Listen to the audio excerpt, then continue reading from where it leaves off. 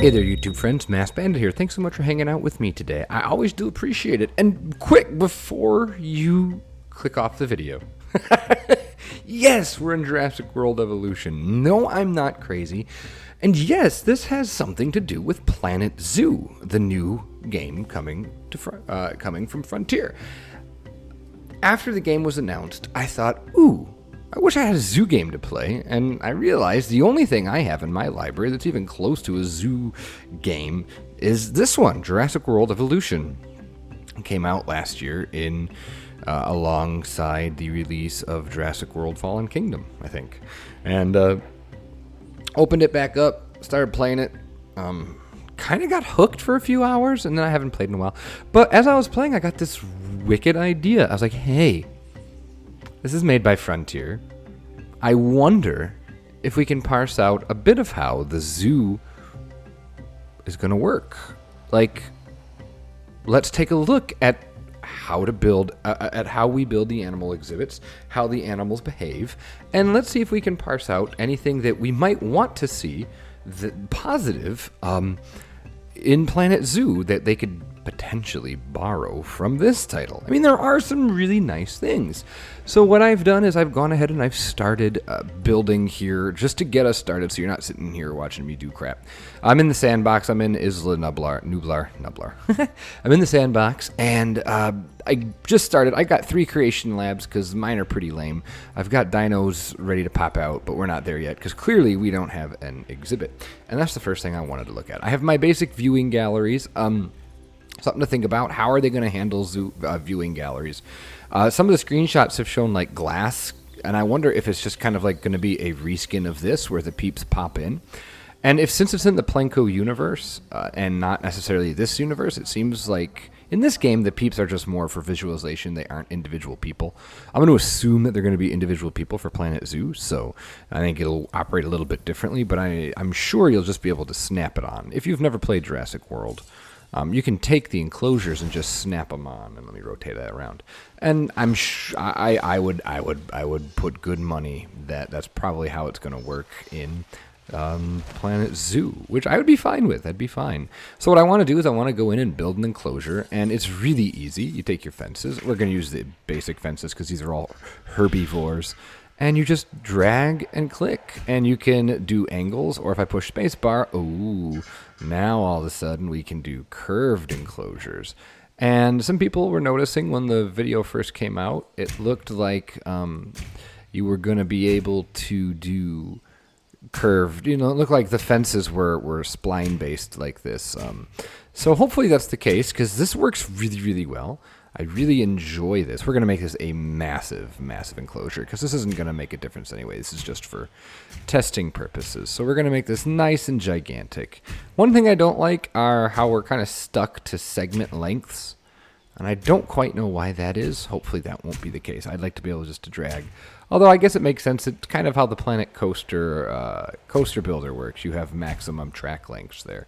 So that might be something baked into the engine. I don't know. I am totally guessing on all this. Anytime I get even remotely technical, it's because I'm just guessing at what's going to happen. So, but I thought this would be a fun thing to do because as I was playing, I was like, oh yeah, this is a beautiful game. I mentioned in my reaction video how the one thing Frontier does so very, very well is its ability to just make freaking beautiful, just absolutely gorgeous animals. The dinosaurs in this game are just stunning. So first things first, we need to put some food in. So let me go to my enclosures and I will pop in. This will give you a hint if we got some ground herbivore feeders. Now, one of the things I'm going to do is I'm going to pop them in front of the places for the guests to look. I would assume that would be like an article came out. I think it was in PC Gamer today, all about how we're going to have like enrichment opportunities, and if you put them where the guests can see, that'll be better for the guests, but at the same time, one of the wrinkles is you have to make sure that your animals don't get too stressed, which is really kind of cool. So hopefully that will be something interesting. Put that out here, actually, and put that one over here. Okay, and I'm actually going to delete this one. I don't want this one. So a little bit of creative building, a little bit of just kind of talking through some things today. I think that'll be a kind of interesting way to do it. So now that we have our basic enclosure set up, let's talk about the terrain and some things that this feels like the same terrain concept that's in Planet Coaster, but one of the additions is this grass texture down here, which I think is glorious. I really enjoy this. I think it looks really nice. Hopefully that'll be something we see in Planet Zoo, some actual grass. So when we go to our nature, we have our radius comb here. We can, clearly do the little one, the medium, and the big. I'm assuming we'll see things like that. If they could incorporate some of the terrain options in this with the brush, into Planet Zoo, oh my gosh, that would be so much better than individually having to place things like in Planet Coaster.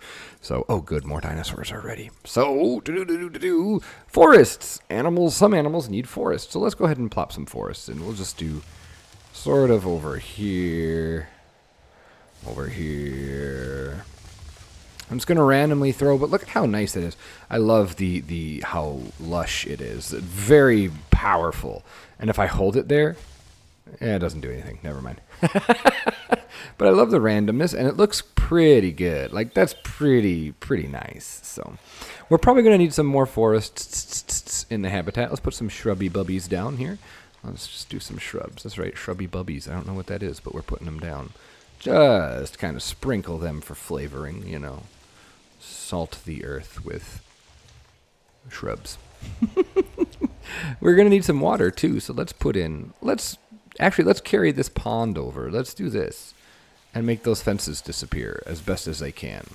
Because I guess the dinos can't really swim. So what we'll do is we'll give them this nice river or lake here to drink out of and all that yaz. So this is actually really shrunken our exhibit, but it's still pretty big. So I really like that. We can also mess with terrain.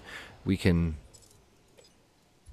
grow the terrain. We can, I don't know, I want to put some basic hills in, and I want to see how the dinosaurs interact with it, because that might give us a clue how animals are going to, at least the basics of animal interaction with terrain, because that's going to be one of the things where I think if you get it wrong, it's going to look really dopey.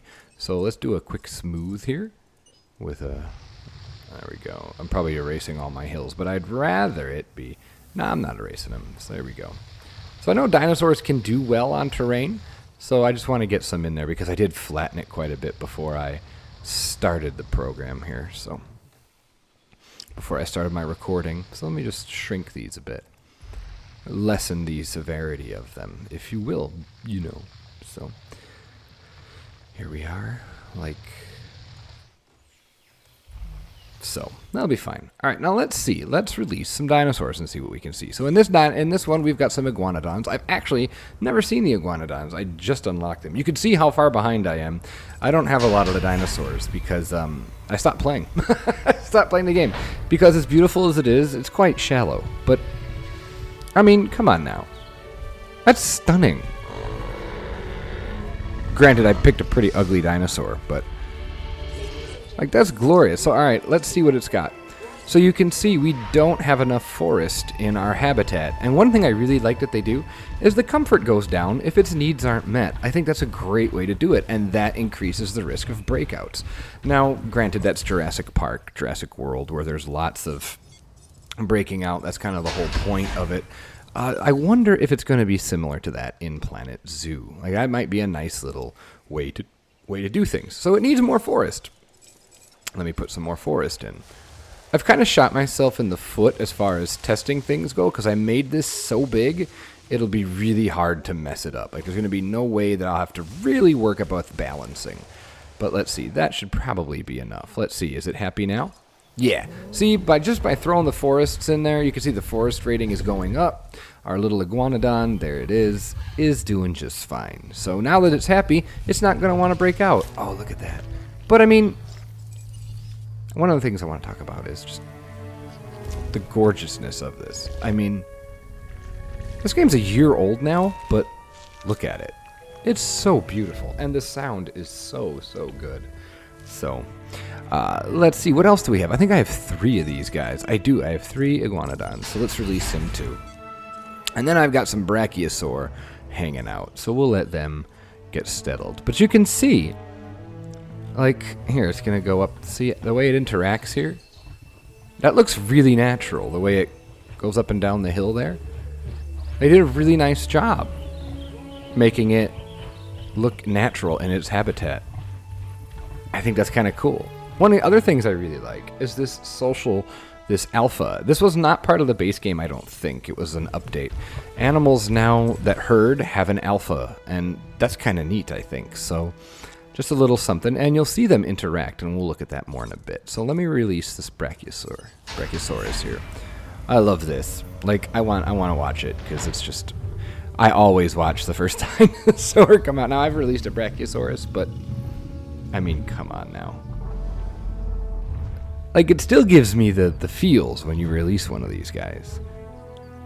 And if they can capture this feeling...